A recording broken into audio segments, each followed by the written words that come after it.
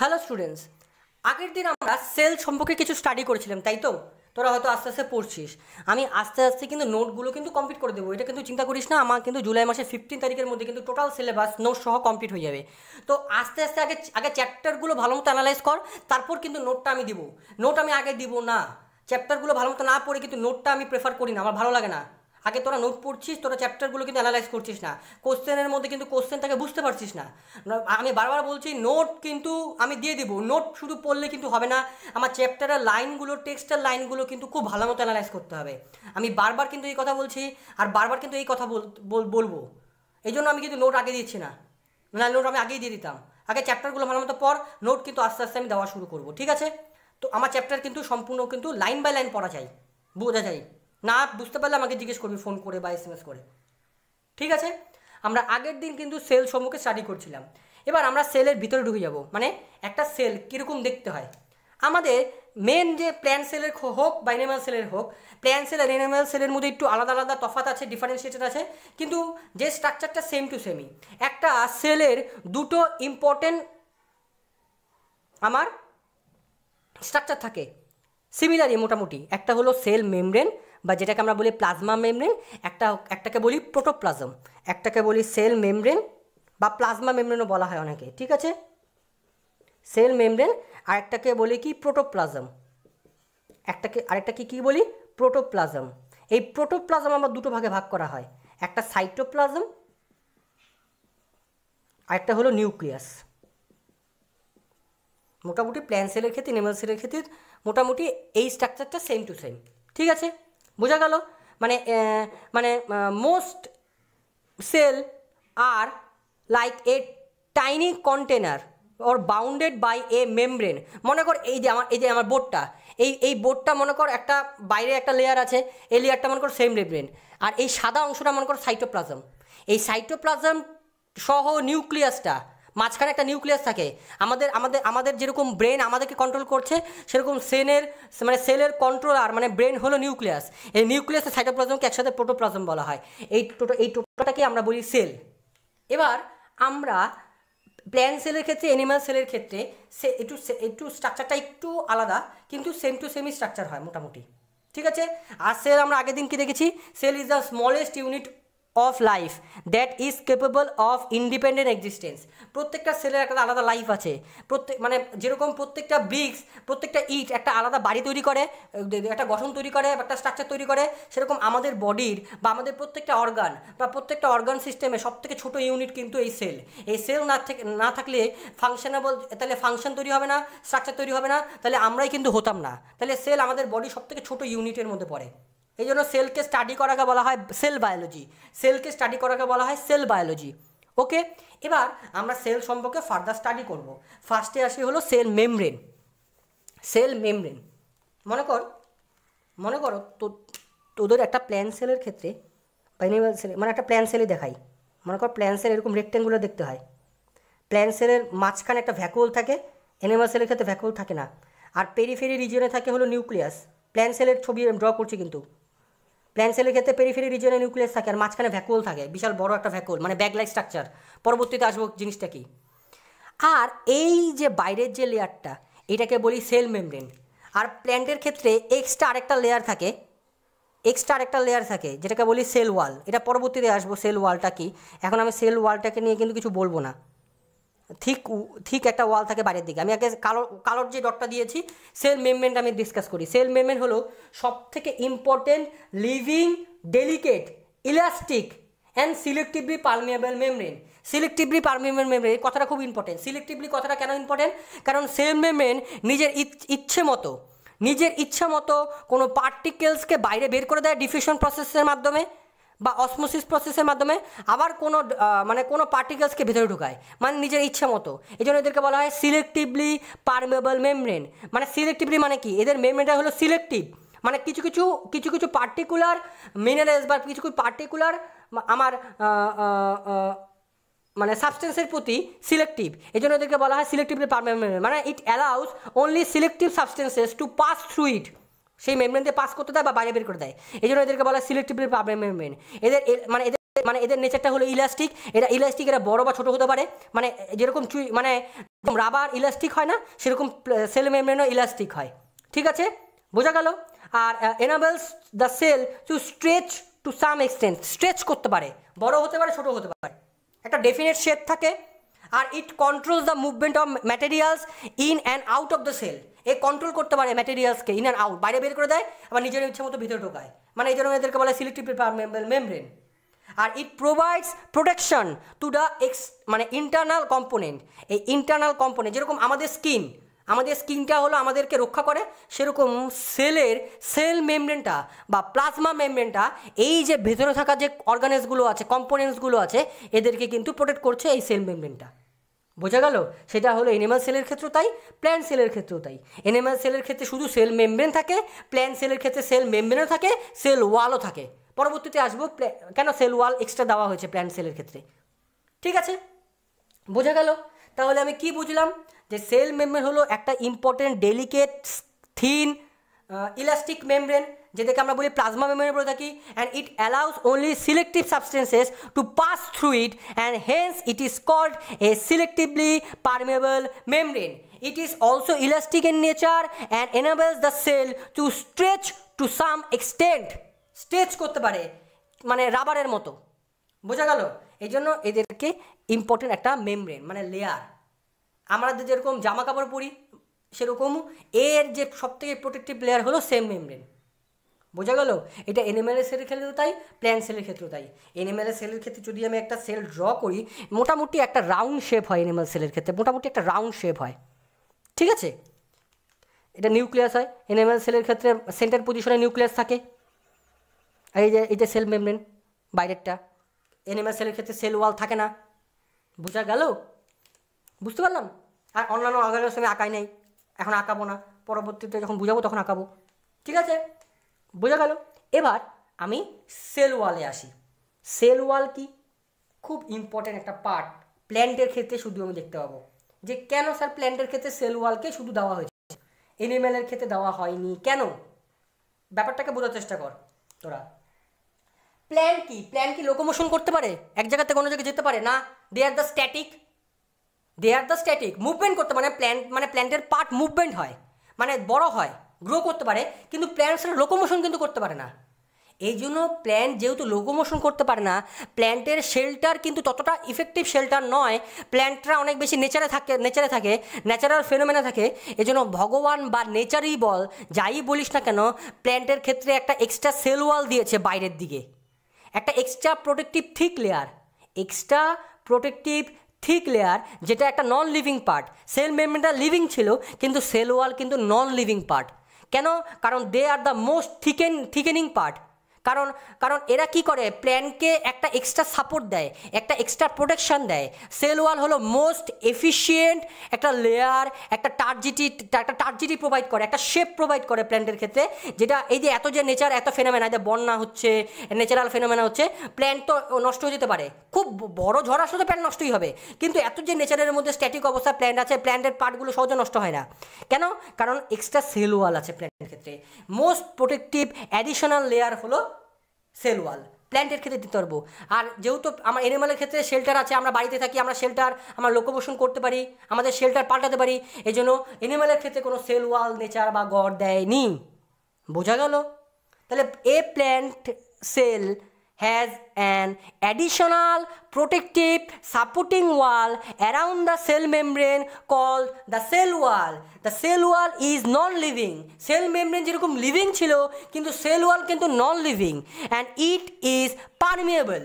এটা পারমেবল ছিল, এটা কিন্তু পারমেবল। কেন? কারণ এ যা ইচ্ছা তাই পারমিট করতে পারে, সাবস্টেন্স এর মধ্যে ঢুকে যেতে পারবে। ঠিক আছে, এ কিন্তু সিলেক্টিভলি পারমেবল না।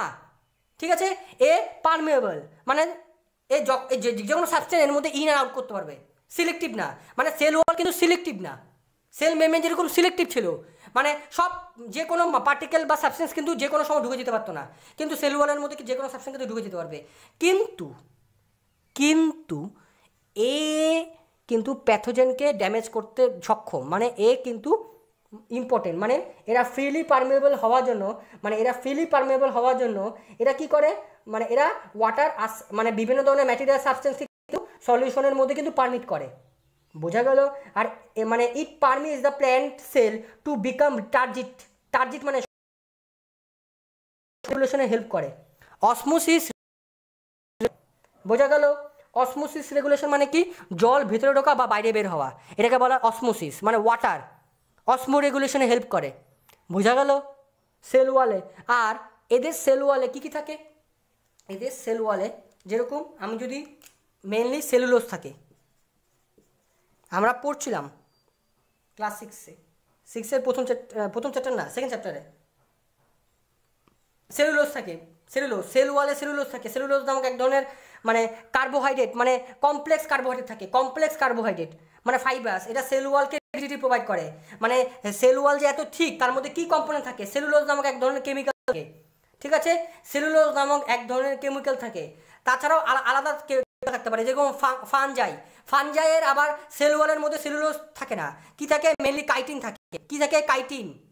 ব্যাকটেরিয়া সেল ওয়ালের ক্ষেত্রে আবার কাইটিন থাকে না, কি থাকে, পেপটাইডোগ্লাইকেন, পেপটাইডোগ্লাইকেন, ঠিক আছে।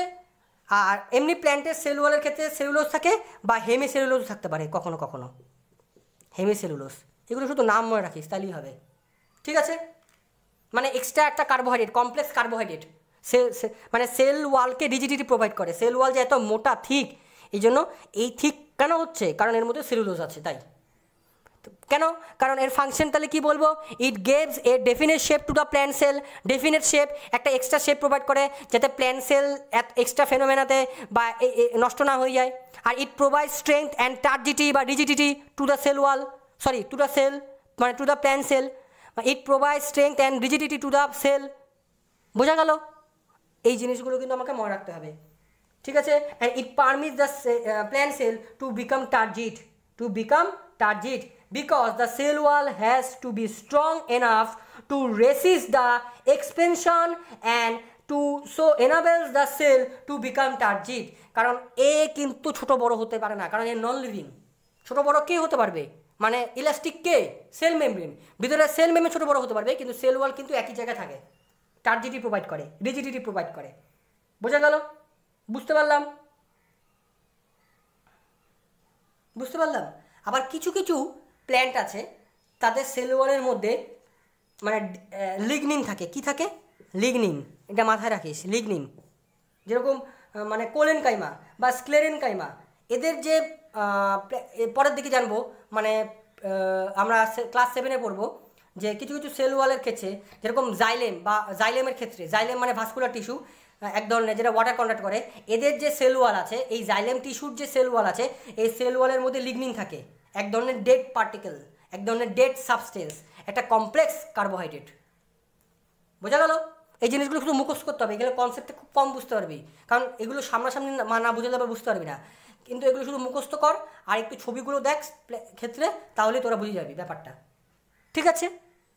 তাহলে আমার সেল মেমব্রেন আর আমার সেল ওয়াল কিন্তু শেষ হয়ে গেছে, তার ফাংশন কিন্তু একটু পড়তে হবে ভালো মতো, এই জিনিসগুলো কিন্তু খুব ইম্পর্টেন্ট, লাইন বাই লাইন পড়তে হবে, ঠিক আছে, বোঝা গেল। এবার আমি পরবর্তী ধাপে সাইটোপ্লাজমে আসবো, কি আসবো, সাইটোপ্লাজমে। এই যে জেলি লাইক স্ট্রাকচারটা, যে জেলি লাইক স্ট্রাকচারটা ভ্যাকুল বা অন্যান্য অর্গানিজগুলোকে কিন্তু ভাসাচ্ছে, ফ্লোট করাচ্ছে। সমুদ্র যেরকম বিভিন্ন ধরনের শিপ, বিভিন্ন ধরনের জিনিসপত্রকে ভাসায়, সেরকম সেটাও ভাব, সাইটোপ্লাজমটাও হলো সমুদ্রের মতো, মানে অন্যান্য কম্পোনেন্ট, মানে অন্যান্য সাবস্টেন্স বা অন্যান্য অর্গানিজকে ভাসাচ্ছে। এই সাইটোপ্লাজমটা এক ধরনের জেলি লাইক সাবস্টেন্স, কি, জেলি লাইক সাবস্টেন্স। এই পরবর্তীকালে সাইটোপ্লাজম সম্পর্কে জানবো আমি, ঠিক আছে। এখন আমরা দেখব সাইটোপ্লাজম। সাইটোপ্লাজম মানে কি, সাইটোপ্লাজম এক ধরনের ইম্পর্টেন্ট জেলি লাইক সাবস্টেন্স, কি, সেমি সলিড বলতে পারি আমরা। মানে সেমি সলিড মানে কি, এইটা এক ধরনের আঠালো মানে ভিসকাস, আবার এক ধরনের সলিউশন মানে জলের মতো। মানে কোনো কোনো জায়গায়, মানে আমি যদি একটা ঘন সলিউশন বানাই, মনে করো বেলের শরবত, যেরকম বেলের শরবত ঘন হয়, ওরকম আমার যে সাইটোপ্লাজমটা সেরকম ঘন, একটা semi solid colourless jelly like part, ঠিক আছে। এটা কি, যেরকম এই যে নিউক্লিয়ার মেমব্রেন, মানে নিউক্লিয়ার যে মেমব্রেন আর সেল মেমব্রেন, এর মাঝখানের যে গ্যাপটা, এই টোটালটাকে বলা হয় সাইটোপ্লাজম। মানে এই যে টোটাল গ্যাপটাকে সাইটোপ্লাজম। যেহেতু প্ল্যান্ট সেলের ক্ষেত্রে ভ্যাকুলটা অনেক বড়, এনিম্যাল সেলের ক্ষেত্রে তেমন ভ্যাকুল থাকে না, টেম্পোরারি ভ্যাকুল থাকে, এই জন্য এনিম্যাল সেলের ক্ষেত্রে সাইটোপ্লাজমটা একটু বেশি ঘন থাকে বা বেশি দেখতে পাওয়া যায়। মানে আমি তো সাইটোপ্লাজমটা সেভাবে দেখতে পারবো না, মানে আমরা সেল মেমব্রেন বা এটা ইলেকট্রনিক মাইক্রোস্কোপের মতো ভালো মতো দেখতে পাই। একটা কথা মাথায় রাখিস, কম্পাউন্ড মাইক্রোস্কোপে কিন্তু ততটা ভালো দেখা যায় না, মানে টু লেন্সেস মাইক্রোস্কোপের মাধ্যমে। ইলেকট্রনিক মাইক্রোস্কোপের মাধ্যমে আমরা সম্পূর্ণভাবে এই জিনিসগুলো দেখতে পাই। ঠিক আছে।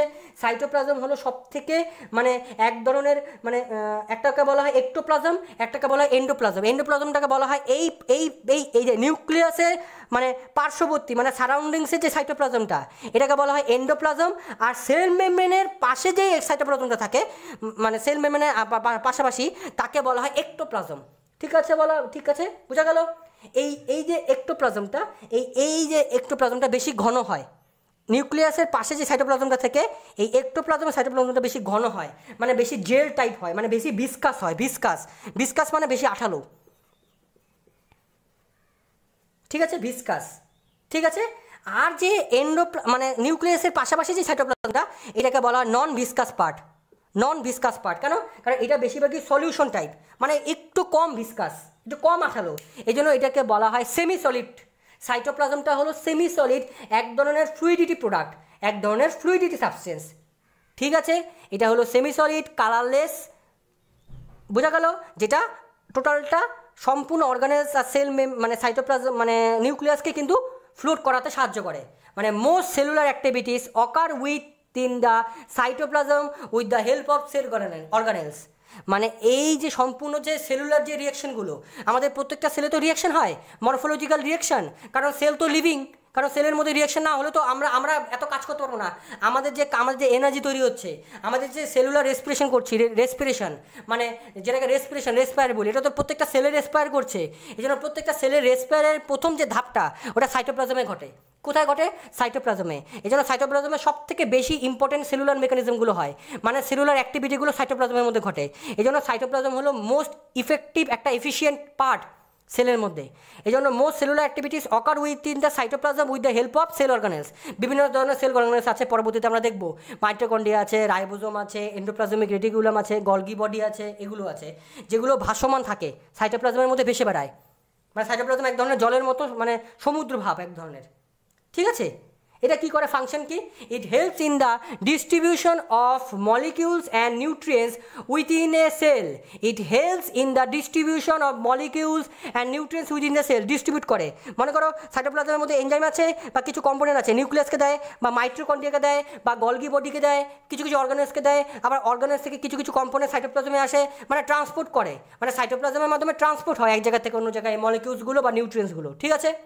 আর it helps in exchange of materials between different cell organelles. প্রত্যেকটা সেল অর্গানেলস থেকে যে সেল অর্গানেলে যে জিনিসপত্র তৈরি হয়, ম্যাটেরিয়ালস তৈরি হয়, সেগুলো এক্সচেঞ্জ হয় সাইটোপ্লাজমের মাধ্যমে। মানে মনে করো নিউক্লিয়াস উপরে গলগি বডি আছে, আর একটা অর্গানেলস। এই যে নিউক্লিয়াসে কিছু মনে করো প্রোটিন তৈরি হলো, এই প্রোটিনটা তো গলগি বডিতে যাবে, তাহলে কীভাবে যাবে? সাইটোপ্লাজম থ্রু তো যাবে, তো সাইটোপ্লাজম দিয়ে তো যাবে, তাহলে সাইটোপ্লাজম হেল্প করে ট্রান্সপোর্ট করতে। মনে করো এই সাইটোপ্লাজম হেল্প করে এখানে নিয়ে যেতে, তাহলে সাইটোপ্লাজম তো জল। এই যে মনে কর একটা শিপ জাহাজ তোর যদি জল না থাকতো তাহলে জাহাজ কি যেতে পারতো? সামনে অগ্রসর হতে পারতো? ঠিক জলটা মনে কর সাইটোপ্লাজম, ওয়াটারটা মনে কর সাইটোপ্লাজম। এই জাহাজটা যে এক জায়গা থেকে অন্য জায়গায় যাচ্ছে, একটা কান্ট্রি থেকে একটা কান্ট্রি যাচ্ছে, মনে কর একটা কান্ট্রি আর একটা কান্ট্রি হলো অর্গানেলস। মনে কর স্কটল্যান্ড একটা অর্গানেলস, আমেরিকা একটা অর্গানেলস। স্কটল্যান্ড থেকে কিছু জিনিসপত্র আমেরিকাতে যাবে, তাহলে আমেরিকা একটা অর্গানেলস, স্কটল্যান্ড একটা অর্গানেলস। এবার মাঝখানে যে দূরত্বটা, এই দূরত্বটা তো আমার তো নদী পার হতে হবে, এই নদীটা ভাব হলো সাইটোপ্লাজম। কি নদীটা ভাব হলো সাইটোপ্লাজম। এই সাইটোপ্লাজমটা হলো সেমি সলিড প্রোডাক্ট, যেটা হেল্প করে, it helps in exchange of materials between different cell organelles. বোঝা গেল? তাহলে সাইটোপ্লাজমটা বোঝা গেল। সাইটোপ্লাজমটা হলো সেমি সলিড এক ধরনের জেলি লাইক স্ট্রাকচার, যেটা এক ধরনের ট্রু সলিউশন। এটা হলো এক ধরনের ভিসকাস আর নন ভিসকাস পার্ট। ভিসকাস কোথায়?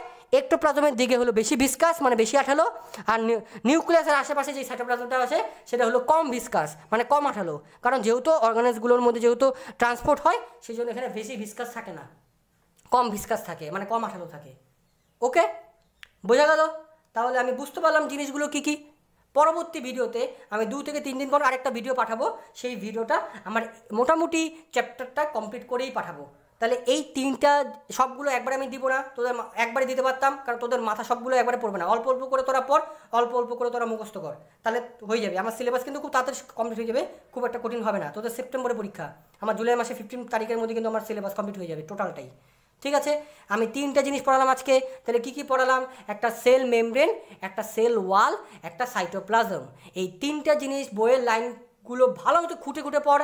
আমি আবার সানডেতে বা মানডেতে আরেকটা ভিডিও পাঠাবো, এই টোটাল চ্যাপ্টারটা কমপ্লিট হয়ে যাবে। তারপরে আমি পরের সপ্তাহে তোদেরকে এই যে চ্যাপ্টারটা, এই চ্যাপ্টার নোট আমি দিয়ে দেবো। ঠিক আছে, প্রোভাইড করে দিব, তোরা নোট সহ টেক্সটটা ভালো মতো পড়তে শুরু কর। ঠিক আছে, আমার কিন্তু টেক্সট কিন্তু পড়া চাই, আমি আগেই বলছি। আমার কাছে কেউ যাতে ফোন না করে যে স্যার নোট আমি পাচ্ছি না, আমি নোট কিন্তু দিব, কিন্তু নোট আমি পরে দিব, টেক্সটটাকে ভালো মতো পড়তে হবে। ঠিক আছে, আমি কিন্তু ওই জিনিসটা কিন্তু পছন্দ করি না, ফার্স্টে প্রেফার করি না নোট।